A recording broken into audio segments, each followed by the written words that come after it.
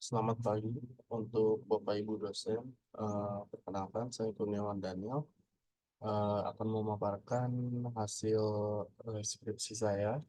Hasil tugas akhir saya berjudul Analisis Sentimen Opini Masyarakat Pengguna Media Sosial X terhadap Pemilihan Umum Indonesia tahun 2024 menggunakan metode Night Bias. Saya sendiri Kurniawan Daniel dengan NIM 2010 511077.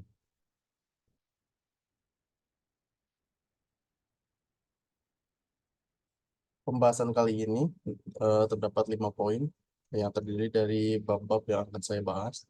Bab 1 bersih pendahuluan, bab 2 tinjauan pustaka, bab 3 metodologi penelitian, bab 4 hasil dan pembahasan, bab 5 kesimpulan dan saran. Bab 1 pendahuluan.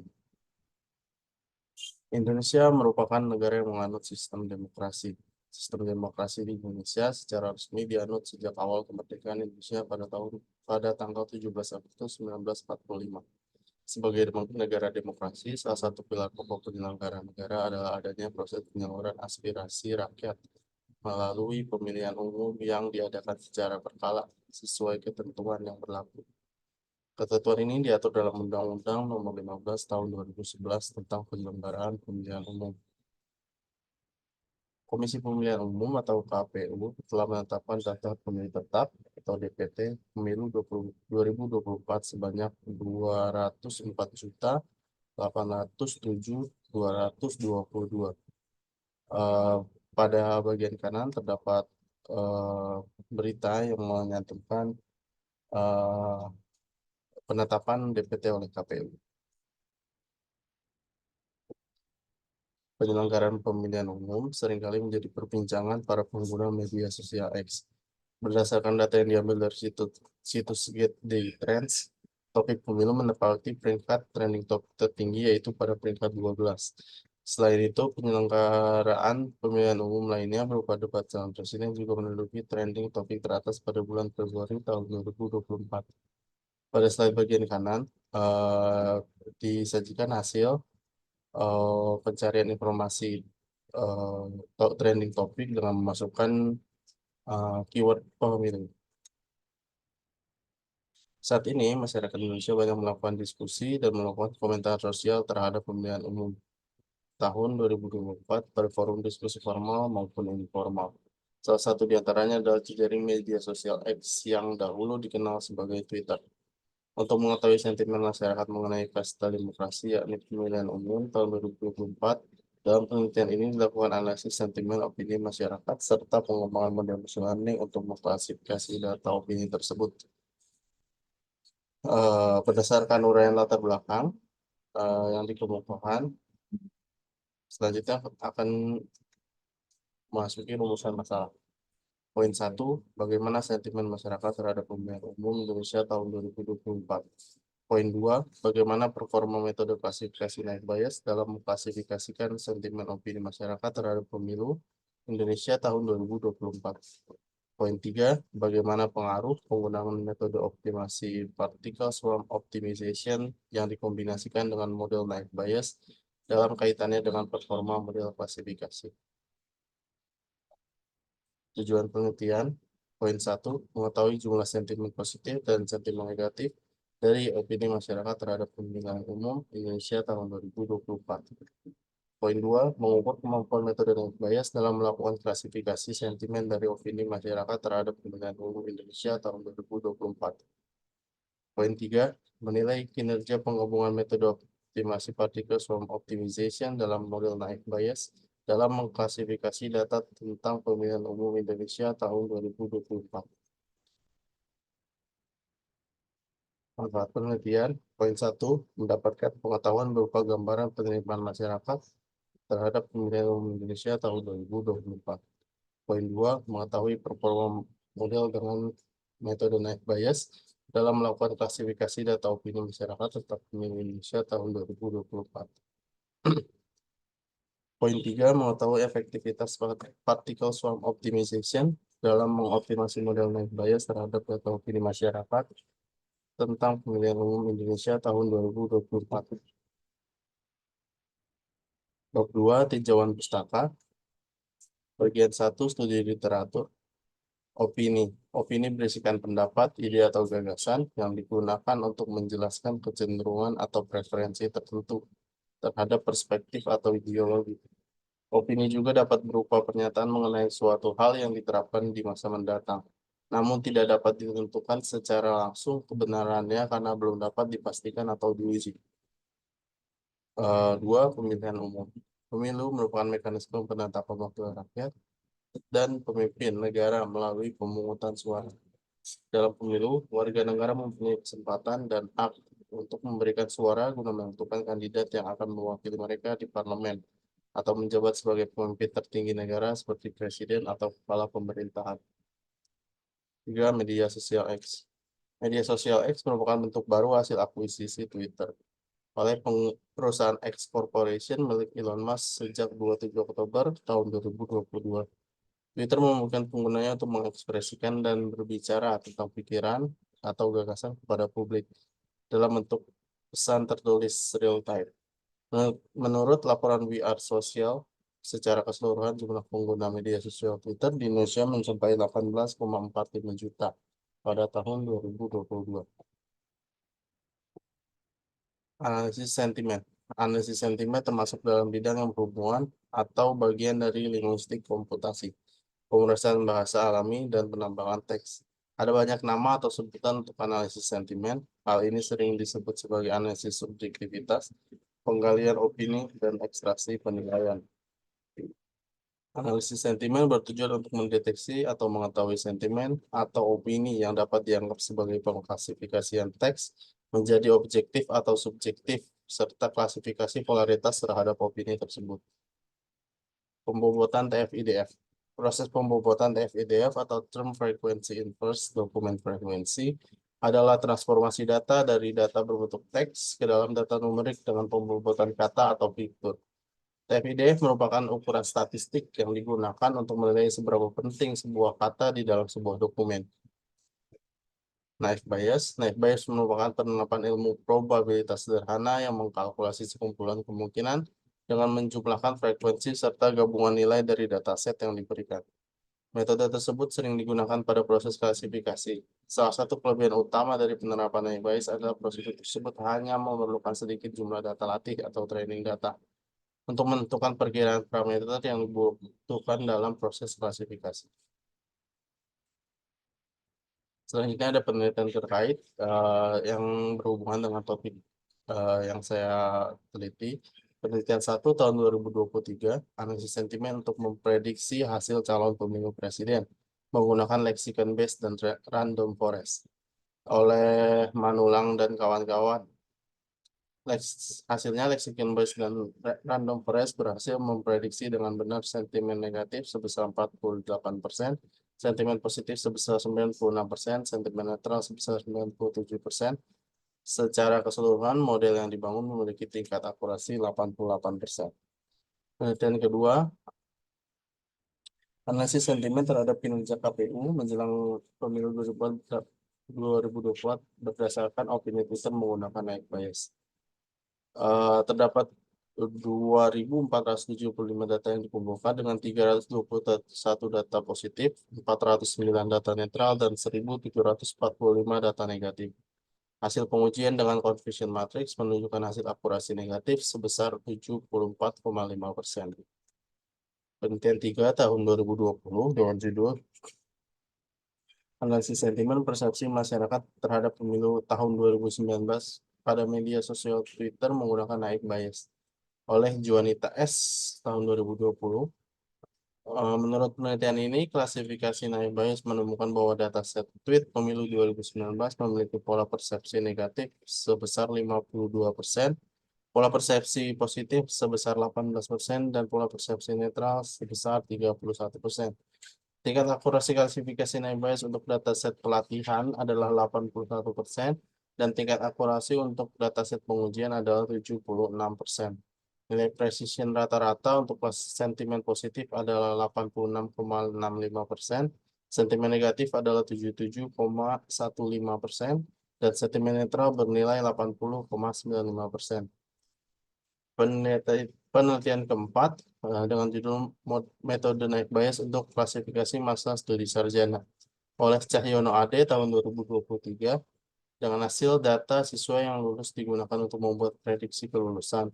Berdasarkan perhitungan akurasi naik bias menggunakan validasi cross scaffold dan hasilnya adalah 95% untuk K sama dengan 5 dan 94% untuk K sama dengan 10.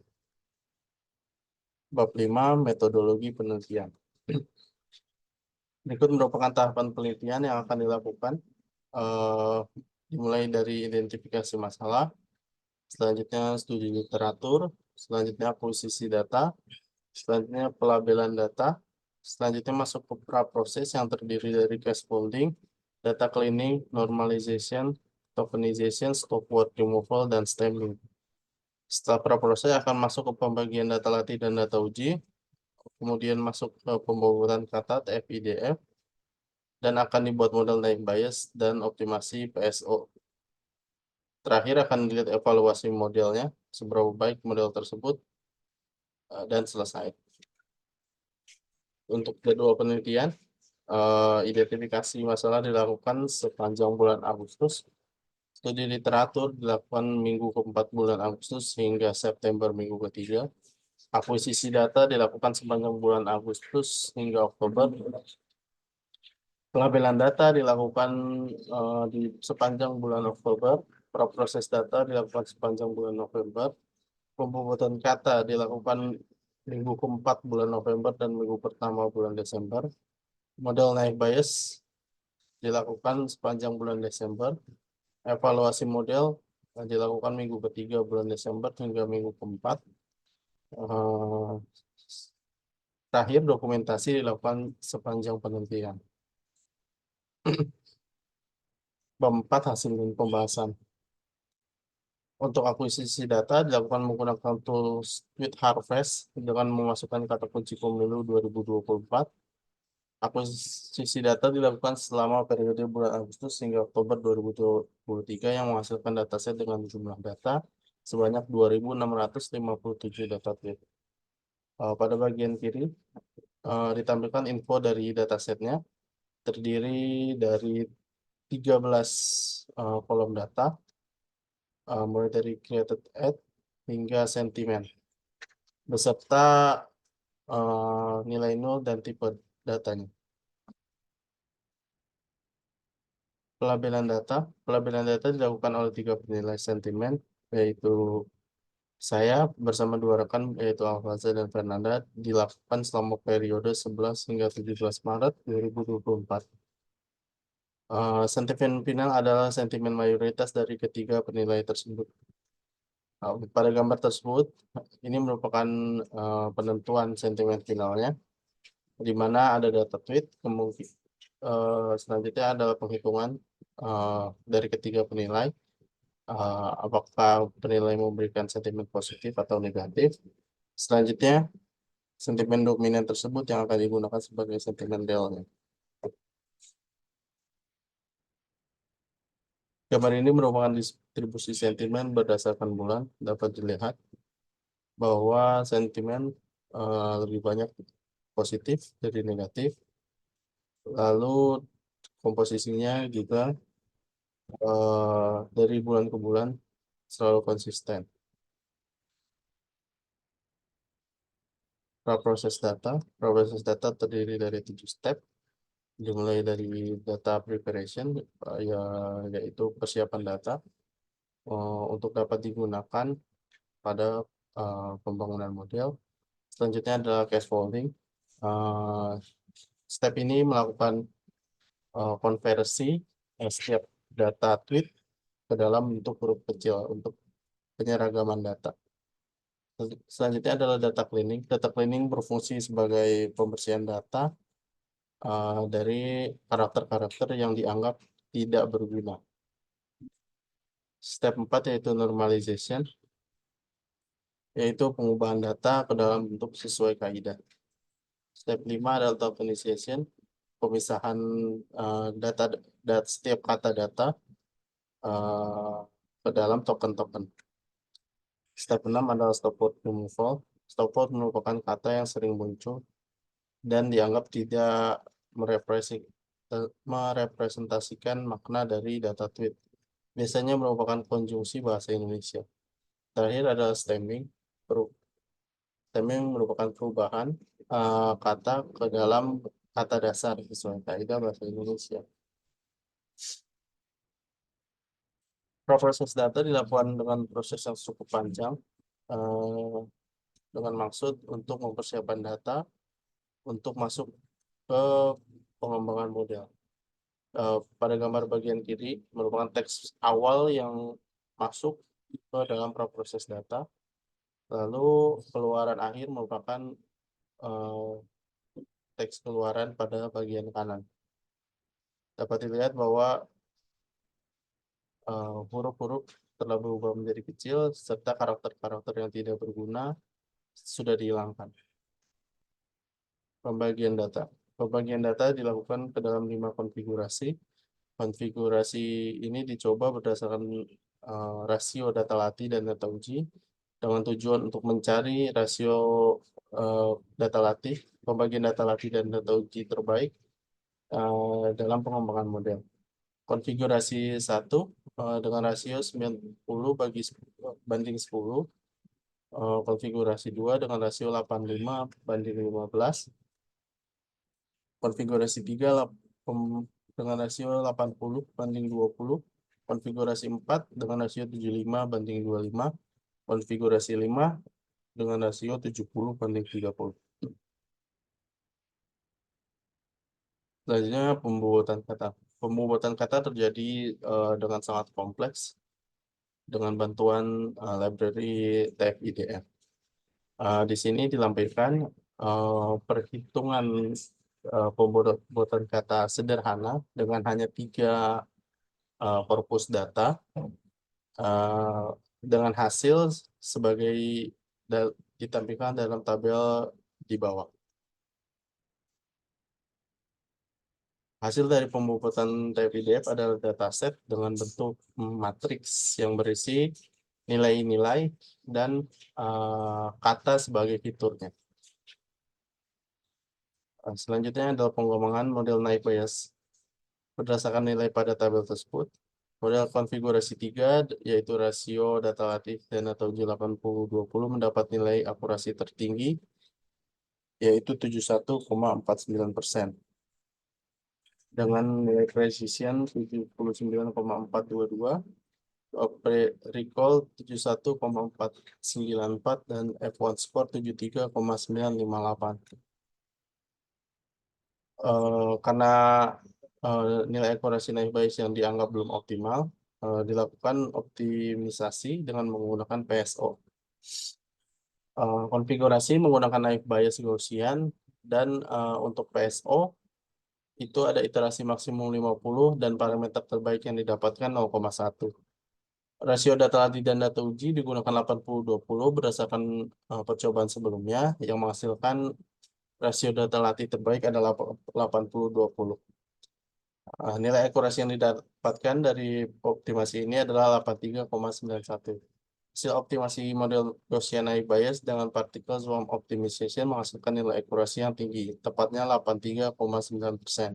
Nilai ini meningkat dibandingkan pengembangan model sebelumnya yang hanya menggunakan naik bias saja dengan nilai akurasi model sebesar 71,5%. Dengan kenaikan nilai akurasi 12,4% dapat disimpulkan bahwa optimasi model naik bias dengan menggunakan particle swarm optimization dalam kasus ini bekerja dengan sangat baik. Bab 5, kesimpulan dan saran. 1. Kesimpulan 1, sentimen masyarakat terhadap pemilu tahun 2024 mayoritas memiliki sentimen positif terhadap kegiatan tersebut dengan rasio persentase sebanyak 77 banding 23%, sentimen negatifnya. Poin 2, penggunaan metode naik bias saja tanpa optimasi apapun berdampak pada performa model yang kurang optimal. Hal ini dibuktikan dengan performa metode yang hanya memperoleh nilai akurasi 71,5%. Poin 3, kombinasi penggunaan metode optimasi particle swarm optimization dengan metode klasifikasi naik bias terbukti dapat meningkatkan performa model secara keseluruhan. Ini dibuktikan dengan peningkatan nilai akurasi menjadi 83,9%. Saran, poin 1, pengembangan metode stemming kata bahasa Indonesia lain sebagai opsi dari stemming sastrawi yang masih menghasilkan sejumlah kesalahan. Poin 2, pengembangan deteksi sarkasme terhadap teks data. Poin 3 yaitu pengembangan library untuk mengatasi kata slang bahasa Indonesia, mengubahnya menjadi kata yang lebih umum diketahui oleh masyarakat. Sekian presentasi yang dapat saya sampaikan. Kurang lebihnya mohon maaf. Wassalamualaikum warahmatullahi wabarakatuh.